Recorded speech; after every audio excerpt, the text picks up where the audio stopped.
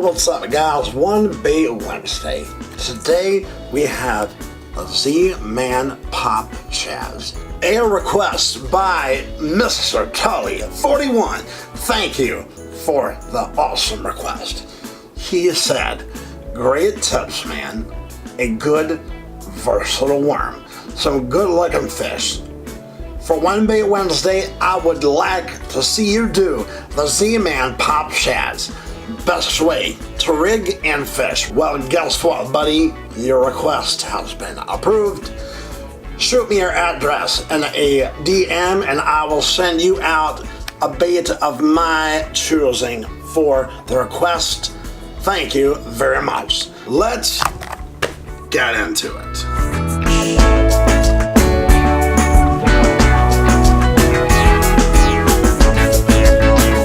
So at first glance, these are 5 inches long. Red bone Pop Shadz. Z-Man. First thing we're going to talk about is the size. 5-inch top water. This bait is super duper stretch. Dude, look at that stretch. It has one spot up top for a single hook, or you can rig it up one other way. It has a big spot here, an opening for you to put your hook in there, and on top you can expose it or put it just completely in there. I wouldn't recommend that. The bait itself allows you to put your hook right here and it be exposed but not get hung up in the weeds. So that's part 1, and then tomorrow will be part 2, the actual fishing of the bait. Alright guys, so number 1, I have a 3/0 long shank worm hook. I'm going to tie on a Palomar knot to this. So we'll get that tied up and we'll see you back in just a hot second. Alright, Palomar knot is tied up real nice. Now, we want to put the hook, you know, like a normal tit rig, in the mouth. You want to bring it out through the center. Down here, the hook and the knot are inside the mouth, that cup. Then, you can rig it up, normal old tit rig. I like a 3/0 hook you can go for because the worm hook is long and this is a 5-inch bait. So you can throw it on a long shank hook, or probably what I would do is put on an EWG because the bait is thick, and although there's a good gap when it sets, the EWG will allow for more room that hook to come down. So you could throw it with a long 4/0 worm hook. It will bring it back a bit further towards the tail, or you can put on an EWG. I think personally I will throw on an EWG. Now then, for the next type of hook, I have seen some want to put a treble on here, and I'll show you how. The key is the line you want to go through the bait. So what we're going to do is we're going to take the hook and spin it around to the top of the bait, and then bring it down like you would a swim bait, right?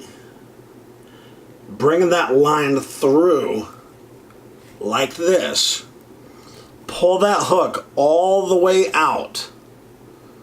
All the way out.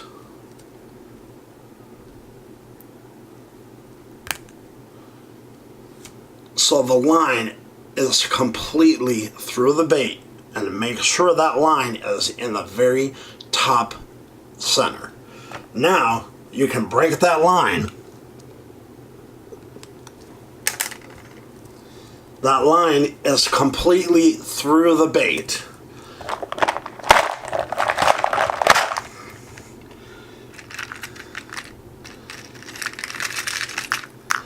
And get you a good sized treble.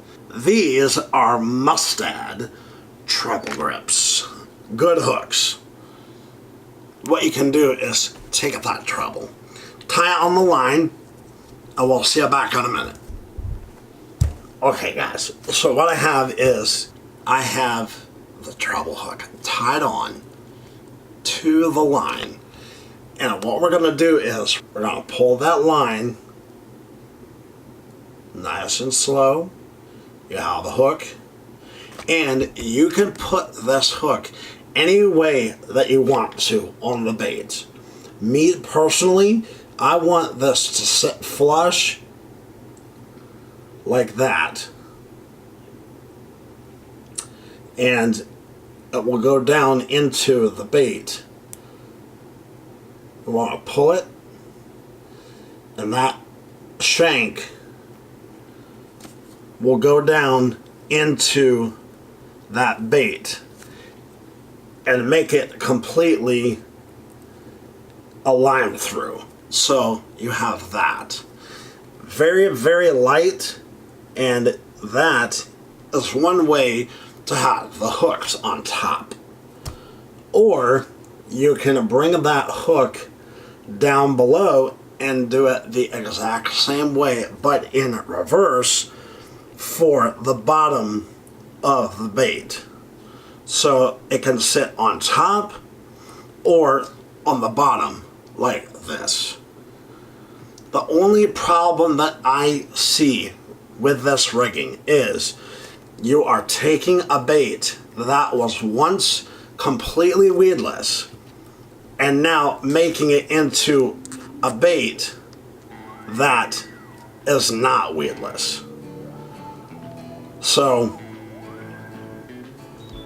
I don't know how I feel about that rig. It's clearly worth a shot, but personally, I would probably throw it on this way. Here I have a good old EWG hook.